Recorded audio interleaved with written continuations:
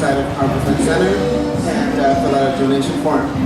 All right, so our last event here in Zone 6 is a talk. It's Tea Myths, Legends, and Untruths with James Norwood Pratt. Though he likes to be called Norwood. Apparently he likes to be called Norwood, not James. And I'm going to just read you a little bit about Mr. Pratt. He was educated at Chapel Hill in North Carolina and abroad, and published his first book on tea in 1982. And I was merely but a child. Anyway, another story. He is the acknowledged instigator and prophet of Americans' present tea renaissance, and is quite possibly the world's most widely read authority on tea and tea lore, thanks to books translated into multiple languages and numerous columns, articles, print, and TV interviews in the US and overseas media. His landmark, James Norwood Pratt Tea Dictionary, was named Best New Publication by the World Tea Expo in 2010. He has appeared in several films and theatrical productions and lives with his wife, Valerie Turner. Valerie, over there in San Francisco. Please give a very warm welcome to James Norwood Pratt.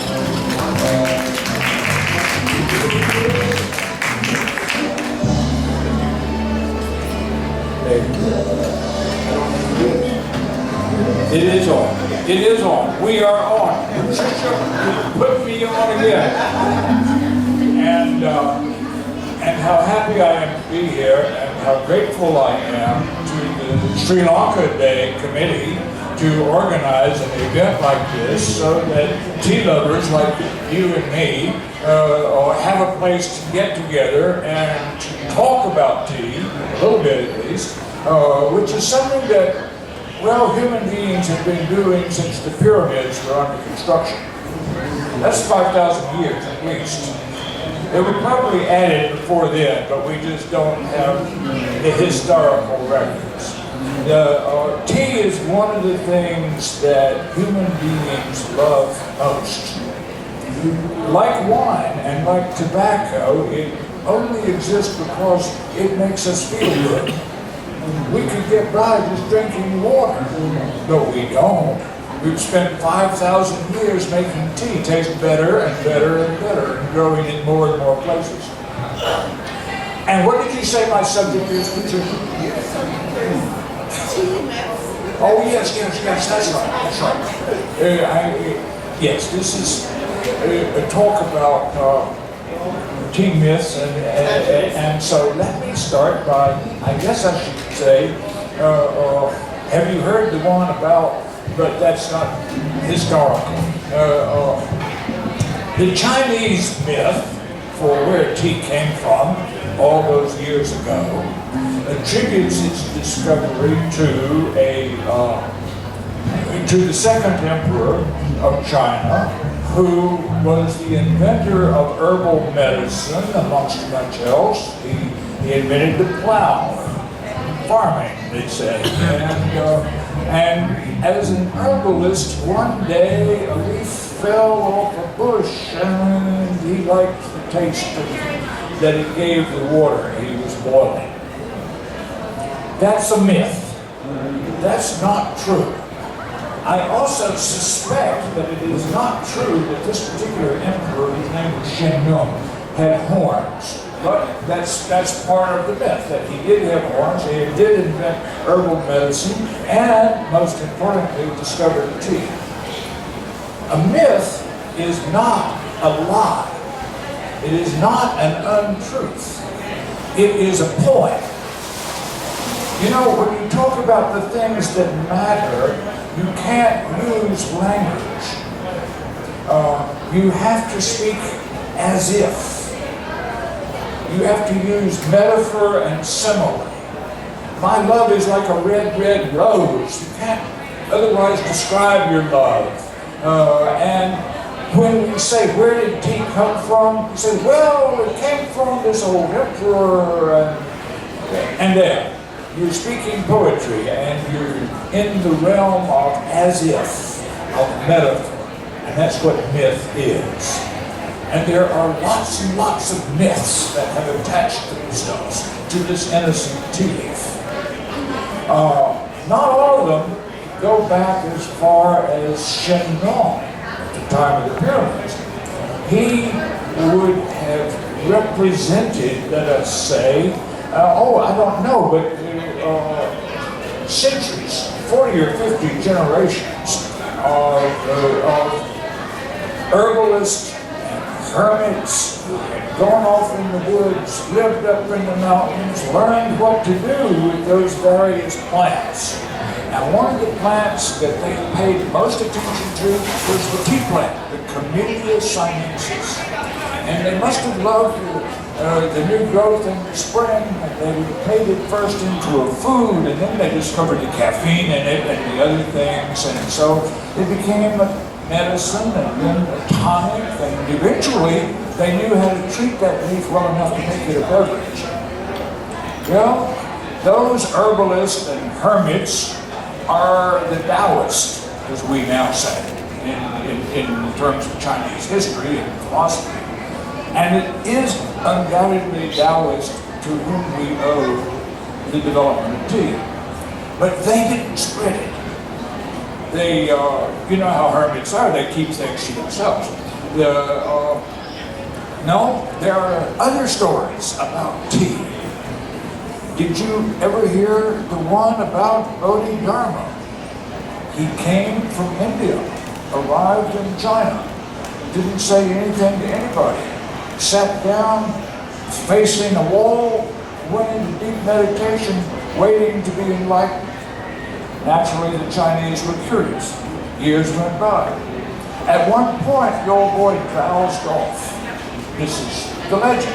And he was so upset that he had lost consciousness even for a moment that he severed his eyelids and threw them to the ground so that it could never again happen, you see.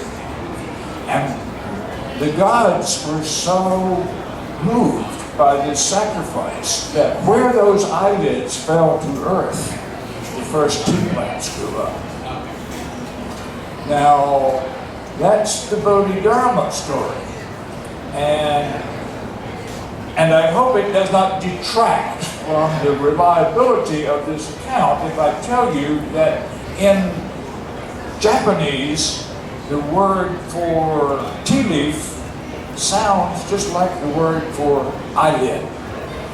That may have something to do with why Bodhidharma, the founder of Zen, who is worshipped in Japan, is associated with tea.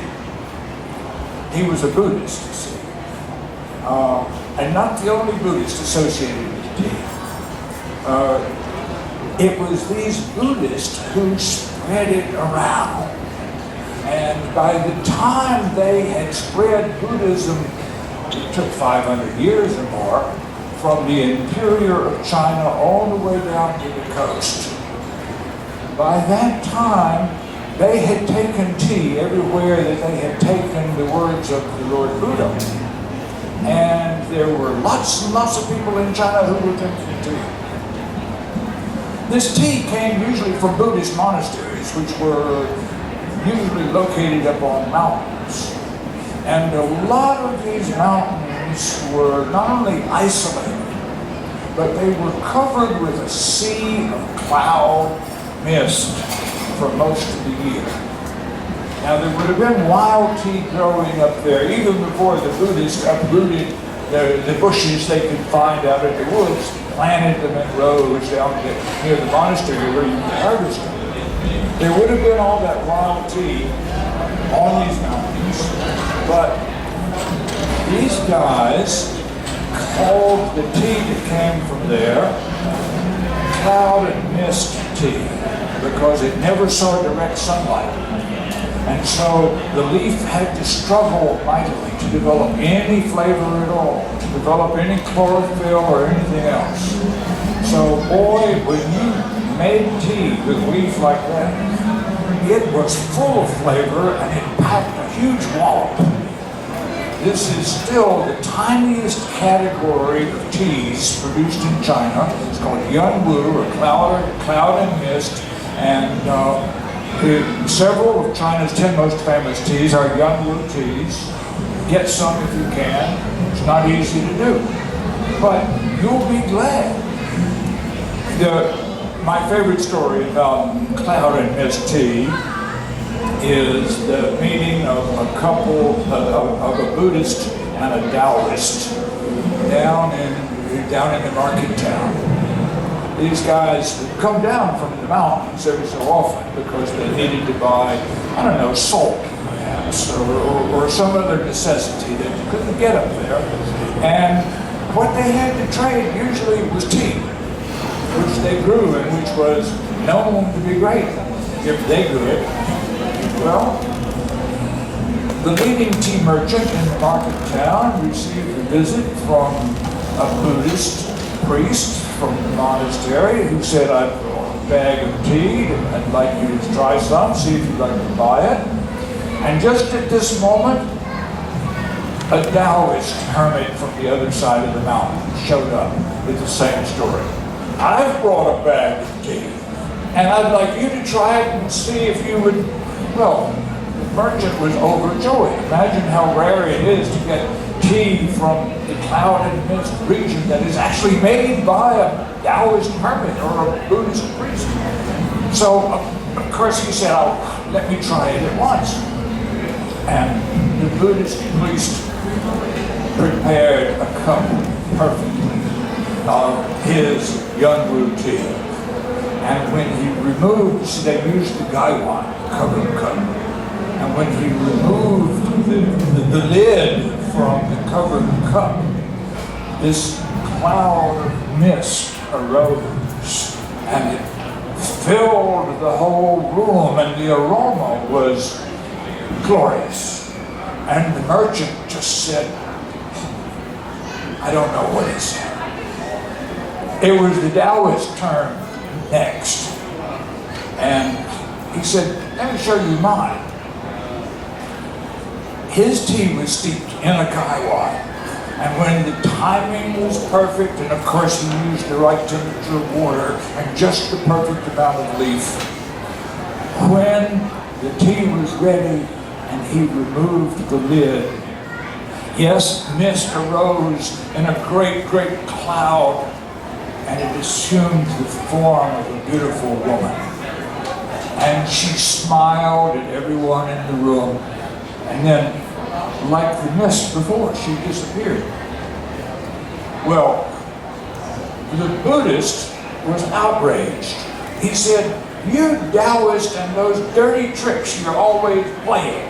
And the Taoist said, "You Buddhists are just jealous." And the two tea men gathered up their bags of tea and walked off in a great huff, leaving the merchant saying, wait, come back." That may be a myth. I would like to think there's more truth to it than not, however, because Yangwu tea is just as extraordinary as you can imagine. The origin stories of tea tell us that it was the Taoists who invented it, that it was the Buddhists who spread it, and it was great tea like Yangwu that made it something that even emperors cherished, and that was priceless. The first time a book on tea, how to grow it, how to prepare it, where to get it, was ever written. And this was around the year 800. And of course it was written in Chinese. Nobody else at that time had any tea. They had long since made it a luxury item available over beyond the Great Wall to those who could afford it. But they never let them know where it came from or what you did with it. And one of the chieftains of the nomadic people beyond the wall said, "Give me a copy of that book. I'll trade you 1,000 horses." Now, I've written a number of books on tea, and nobody's ever offered me a mule. But the fact is that This information that we're now freely dispensing was at one time just that valuable. It was 4,000 years in Asia a staple of life before my European ancestors had their first sip of tea only about 400 years ago. Now, you can imagine how difficult it was to understand this foreign substance that nobody could even pronounce the name of it, much less know how to prepare it. The first tea ever served in Scotland was served by a very high-born noble woman, and she had bought it at great expense in London, and she gave it to all of her friends. The leaf had been boiled and buttered and was served with salt. Of course, the liquid had been thrown away. I'm sure nobody asked for seconds. Nobody knows what to do with this foreign luxury until we're taught. So all of us have to be induced into the tea world in one way or another. Usually, if we're lucky, it's in the family, and it's our mother, it is our grandmother who shows us how to make tea so that it tastes best. That died out in North America in the past century because we have suffered the scourge of soft drinks. And soft drinks are now receding into memory, and there's less and less demand, I'm happy to report, for Coca-Cola. And it's not at all surprising that therefore there is more and more demand for Yunwu green tea from China and all of the other luxuries that tea plant produces. I'm straying from the subject of myths and legends, but I've got plenty of lies I can add if you're short of misinformation. I just find it difficult to discuss tea in other terms because, you know, tea is one of those things that exists in a realm that no word has ever entered. A taste cannot be photographed or I mean, there's no record of it. It's just, it happens. It's like life. It just is there, and then there's a memory of when it came and left. And if the memory goes faint, it's time for more tea. This must have been the kind of story that was told by to those in Europe who had never had it yet. Say, oh, wait till you taste this is going to be. Well, of course, tasting tea has always been central to the pleasure that it gives you. Now, the best tea that a Chinese merchant would have, his most expensive, his rarest tea, he would say, that's my monkey picked. Now, what he meant by that is that a lot of the wild tea trees in China in the old days were growing high up on cliffs, you see, almost inaccessible. And the farmers who knew the path up to that patch of tea bushes didn't particularly want you to know how to get up there to pick that leaf, because he was going to take that leaf and manufacture it just the way he knew to do and get a good price for it when he went to town. So he would say, oh no, you can't get up there. You see, only the monkeys, they alone can get up there. So the merchant who would buy the farmer's best teas would always call his most expensive and his finest tasting his monkey-picked tea. That was a joke all over China because I don't believe the Chinese believe the monkey myth. However, there was somebody who did. He was an Englishman. He arrived in China in 1793. He was the secretary to the ambassador who had been sent by George III. And the point of the embassy was that he wanted to open diplomatic relations between England and China. Now, this is not at all what the Chinese wanted. It was okay with them if foreigners brought tribute.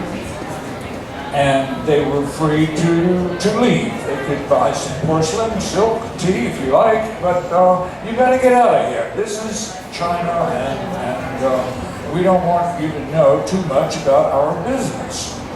And so the emperor told the people who were leading the ambassador from England, and he said, all right, you can bring him to the capital, just don't let him see anything, don't tell him anything useful.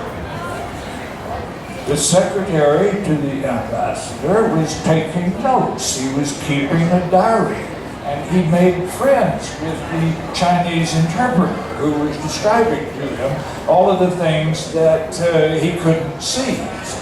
And the Chinese fellow obviously was having a great fun pulling the leg of this Englishman, you see, and the Englishman was all the time saying, now what are those hills there? Or what are they doing down yonder? And the fellow would say, now that's another one of those regions where we produce that tea that you English love so much.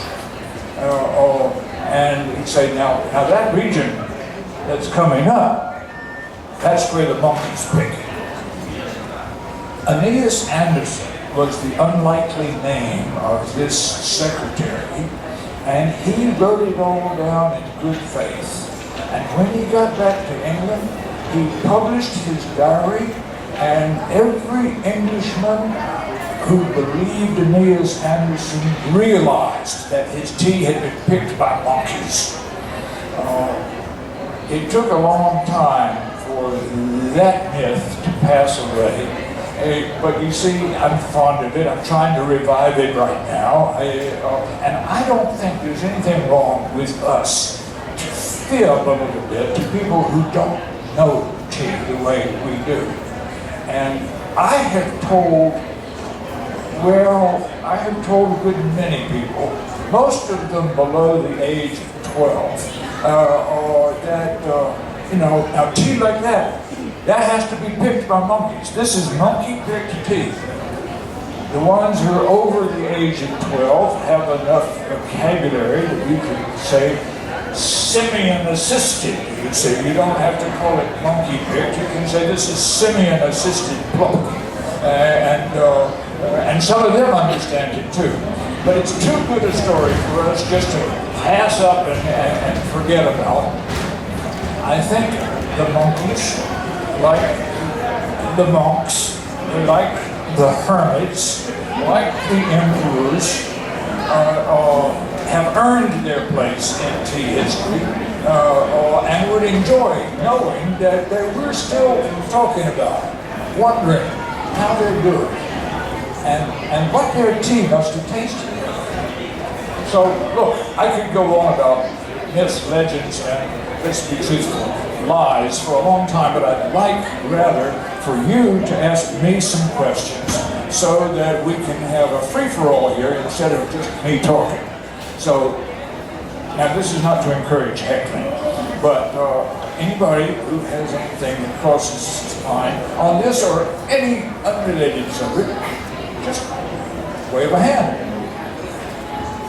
Otherwise, you see, I'll simply be standing up here gasping for tea with a dry throat and wondering what's going through your mind. The legends of tea are too numerous, as I say, to do more than skim a few surfaces in the time that we have. But one that I would like to say is that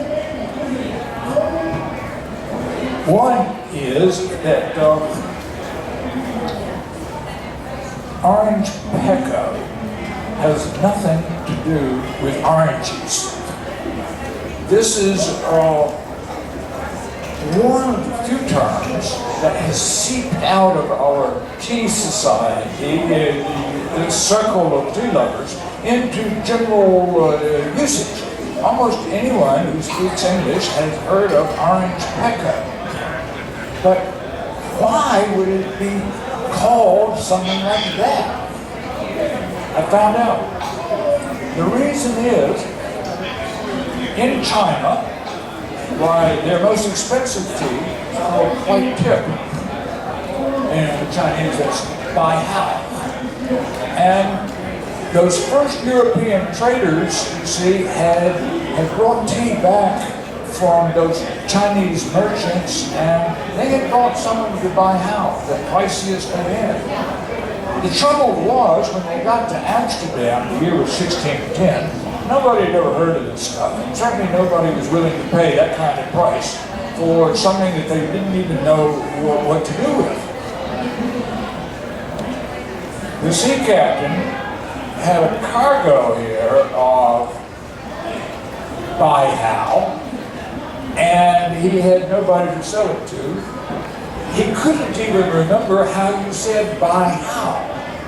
You see, you had to do business in China with a kind of comic baby talk, because these guys came from all over the world. How were you going to communicate from English, Dutch, Arabic, Chinese, etc.? So by the time he got the term Bai Hao back to Europe, he was pronouncing it pekoe. And nobody was buying any of his pekoe until he got the bright idea that he should take a pound of that stuff across town to the royal palace, which is what he did. He presented it to the Queen, who was, of course, of the ruling house of Orange in Holland.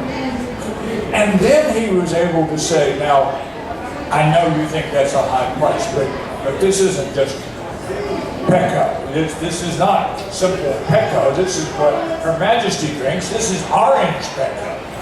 And of course, he sold out at once. I mean, everybody had to have some of what the Queen was drinking. And the name stuck. From 1610 to 2013, we're still talking about orange pekoe. And people who are not historians of tea, and let me add, almost nobody else is, have scratched their heads for centuries about how could such a ridiculous name have occurred. So, did I tell the truth in this story of where it came from? That's the legend I would like to leave you with, to contemplate in time to come. You know, not all historians are reliable, and you mustn't believe just anything you're told. There are not only queens in Holland, and there are not only monkeys in China. So some of these stories, I'll admit, defy belief. Now look, not a single question from the lot of, now we're getting somewhere. Madame?